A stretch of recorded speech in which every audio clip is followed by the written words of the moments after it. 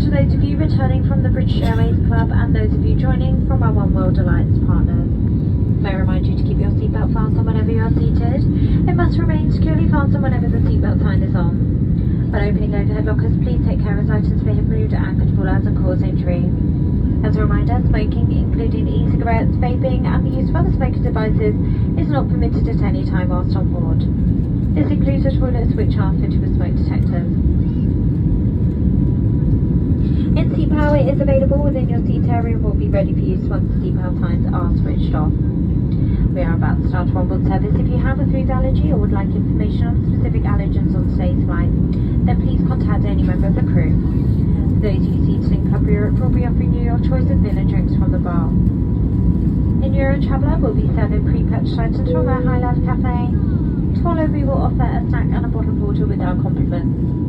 This will then be followed by a High Life Cafe and shop service. If you'd like to purchase from a selection of High Life Cafe items on today's flight, then please refer to the menu card in your seat pocket to discover the items available.